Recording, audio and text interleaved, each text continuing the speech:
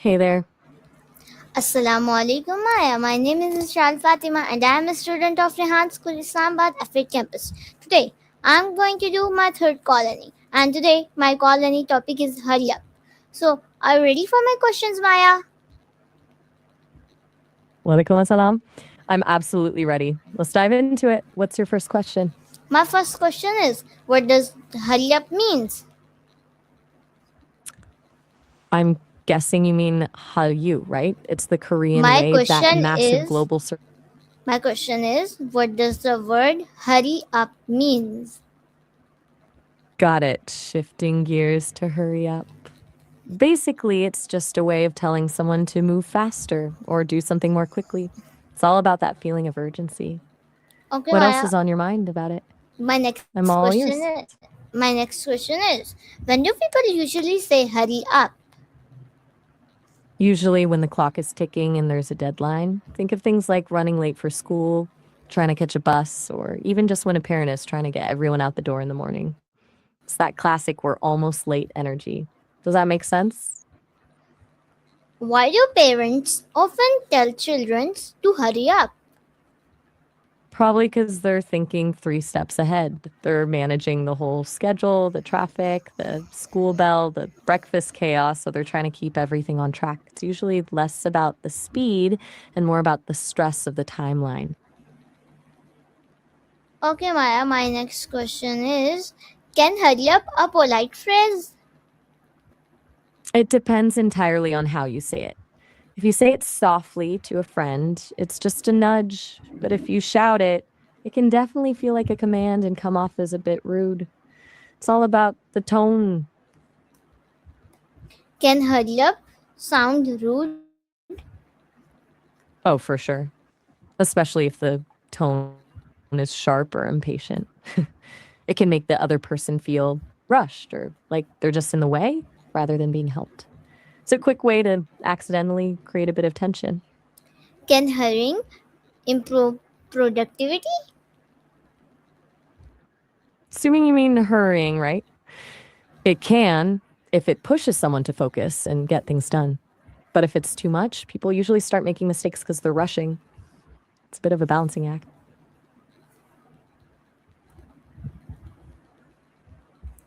How can stress affect performance? It's a double edged sword.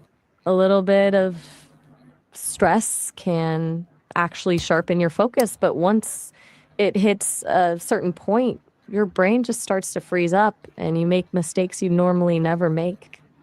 It's like trying to run through water. You're putting in all the effort, but you're just not moving as efficiently. Okay, Maya, my next question is, why are some people always in a rush? Some people just have a built-in sense of urgency. For others, it's a habit. They've spent so long juggling a million things that rushing becomes their default setting. Then there are the ones who just seriously underestimate how long things actually take. Do you know anyone like that? Why do some people naturally move very slowly? Some people just have a different internal clock. They might be more focused on the details or just naturally more relaxed and present in the moment. For some, it's just how they're wired to process things. Okay, Maya, so my next question is there a benefit of taking your time? Huge benefits. You usually catch the mistakes you'd miss if you were rushing, and you actually get to enjoy the process. It's the difference between just finishing a task and actually doing it well. How do people feel when some other tell them to hurry up? It usually doesn't feel great. It can make someone feel anxious, pressured, or even a bit annoyed, like their own pace isn't respected. Most people just react with a bit of stress in the moment. Okay, Maya, my next question is that do fast-paced lifestyles affect health? They can really take a toll. When you're constantly in rush mode, your body stays in a state of high alert, which can lead to Burnout, sleep issues, and higher stress levels. It's like keeping a car engine redlined for too long. Eventually, something's going to wear out. What are dangers of hurrying while driving? Now, I'm assuming you mean hurrying, and that's just a recipe for disaster. You're not paying full attention to the road, your reaction time slows down, and you're way more likely to miss a stop sign or pedestrian. It's just not worth the risk. Tell me Tell you what, idea when hurrying is a bad idea. wait, you're in a rush right now?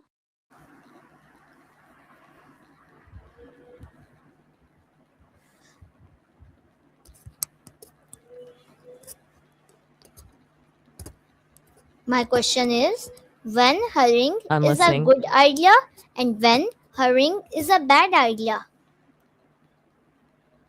Hurrying is a great idea in emergencies, like if there's a fire or someone needs medical help immediately. That's where speed is a necessity. But it's a bad idea when you're doing something that requires precision, like taking a test or driving, where one small mistake can be a huge deal. Does that cover it? Okay, Maya, my next question is can children learn time management from being told to hurry? Probably not in the way you'd hope. Being told to hurry up usually just teaches a child to feel anxious about the clock, not how to actually plan their time.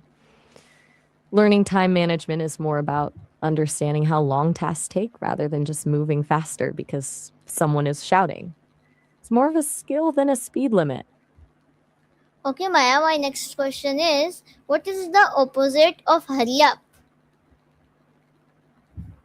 If you mean hurry up, the opposite would be something like take your time or slow down. It's the complete flip, moving at your own pace without any pressure.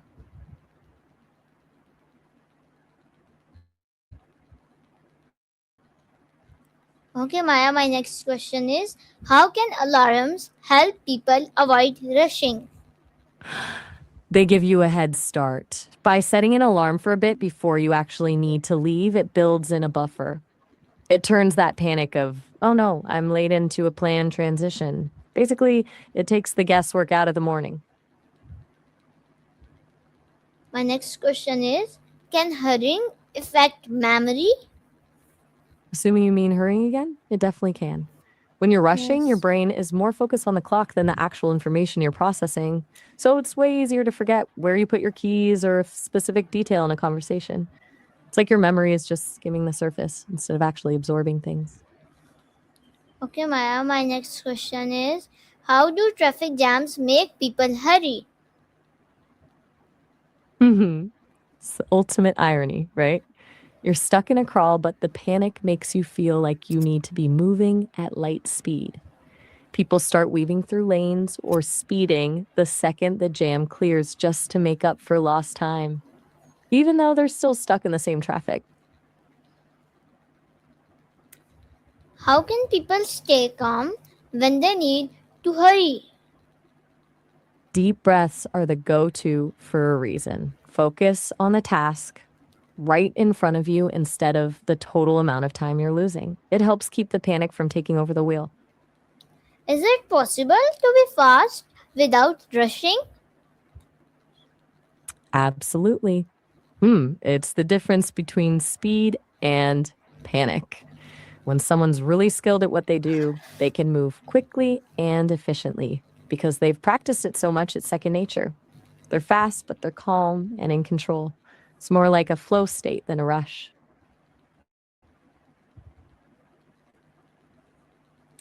What is the difference between being efficient and hurrying? Efficiency is about working smarter, while hurrying is about working faster. Being efficient means you've found the quickest, best way to do something without wasting effort. Hurrying is just pushing for speed, often with a lot of stress and a higher chance of messing up. One is a strategy, the other is a panic. How can planning reduce the need to hurry? Planning just removes the surprises. When you've already mapped out your steps, you're not scrambling to figure things out on the fly. It turns a chaotic morning into a predictable routine. It basically kills the, oh no, I forgot panic before it even starts. Why do teachers sometimes ask students to hurry up? Usually because they've got a strict lesson plan to hit. They have to cover a certain amount of material before the bell rings, so if the class gets sidetracked, they have to nudge everyone back on track to make sure no one misses out on the important stuff. Okay, Maya, so my next question is, how does hurrying affect teamwork? It usually puts a real strain on the group.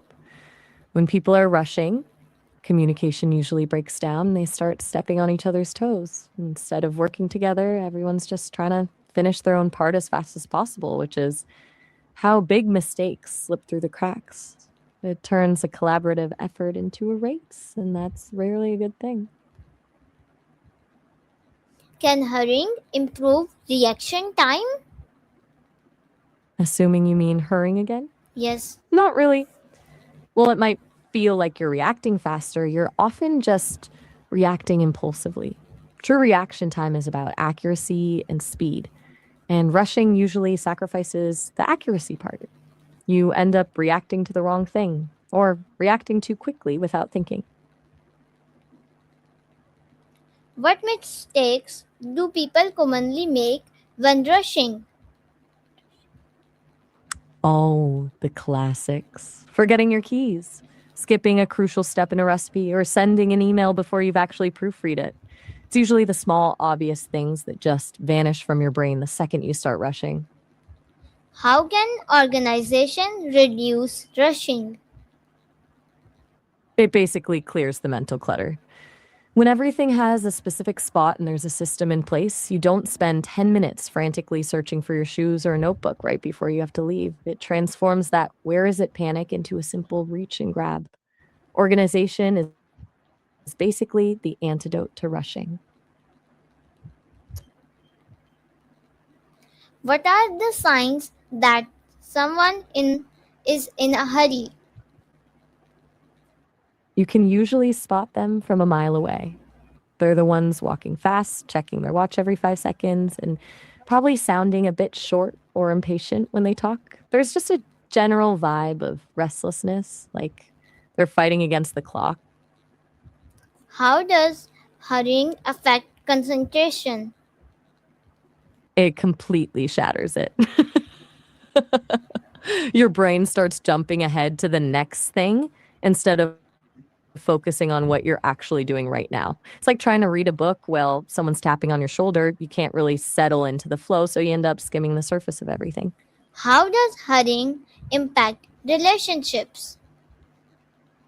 It creates a lot of friction. When you're constantly rushing, you're more likely to be short with people or accidentally overlook their feelings.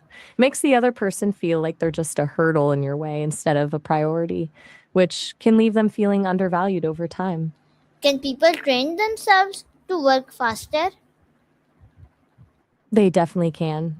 Through practice and repetition, tasks that used to take an hour can start taking 20 minutes. It's more about building muscle memory and refining your process so you're not wasting movement.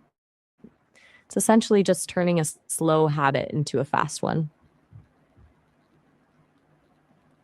How can organization reduce rushing? It really comes down to the systems they use. By creating realistic deadlines and encouraging better planning, they can stop that culture of constant panic. When people aren't forced to scramble at the last minute, they actually do better work. It's about shifting the focus from just get it done to get it done right. What is the meaning of phrase haste make Which wastes? I'm not sure I catch you. My You question mentioned is his make.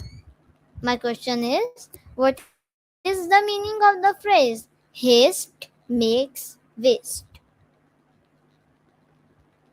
That's the gold standard for this whole conversation. It basically means means that when you rush to get something done, you're more likely to make mistakes, which then ends up taking even more time to fix. So, in the end, you actually waste more time by trying to save it.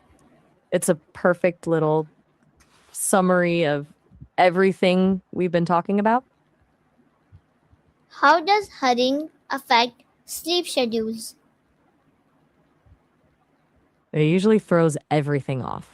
When you're rushing all day, your brain stays in that high alert mode, making it way harder to actually wind down and fall asleep. Then you wake up feeling tired, which makes you run late and you end up rushing even more the next day. It's a vicious cycle. Can hurrying increase anxiety? Assuming you mean hurrying? Yes. Absolutely. It puts your body in a state of constant tension and keeps your mind racing, which is a fast track to feeling anxious.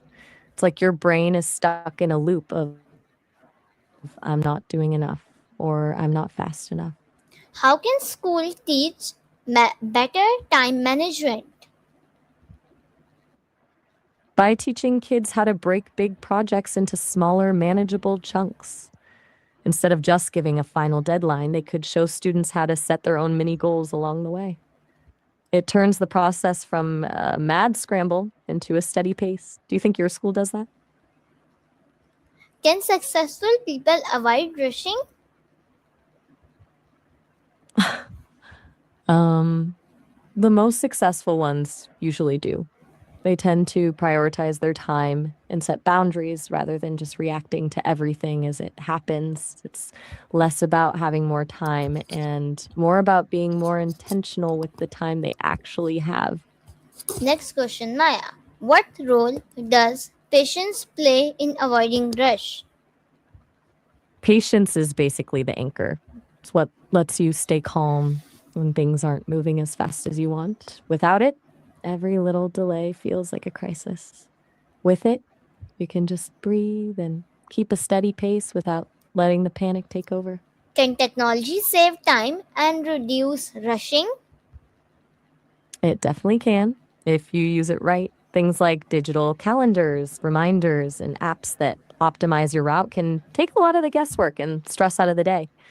But the Is flip life side is that, my next wait, you're asking question if is life is.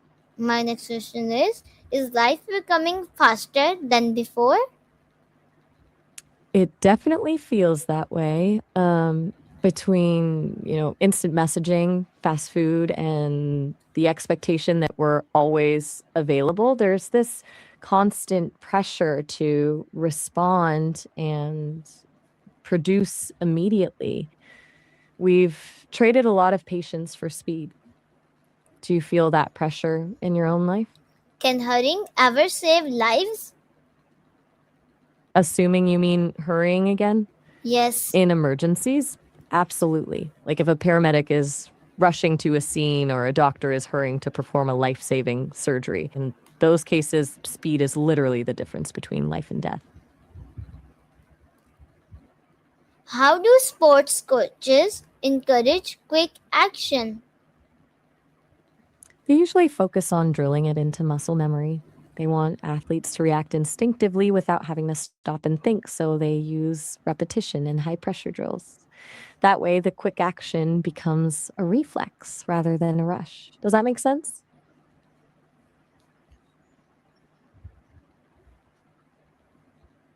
Should people always hurry when time is short? Not necessarily. If you hurry just for the sake of speed, you're more likely to make a mistake that actually costs you more time. Sometimes, when time is short, the best move is to slow down for a second, focus, and do it right the first time. It's that haste makes waste thing again. What is the most important lesson about hurry up? I'd say the biggest takeaway is that speed isn't the same as progress. It's about knowing when to move fast because it's necessary and when to slow down so you can actually do a good job. Finding that balance is where the real magic happens. Does that feel like a good place to wrap up your colony? Thank you so much, Maya, for your very great and kind answers. So, viewer, this is our interview This You're is so my welcome. It was a blast colony. going through all those questions with you. You really covered every angle of the hurry up topic. Okay, Maya. Allah Hafiz. So, viewers, this is my colony in which Maya answers my question. Allah Hafiz, everyone.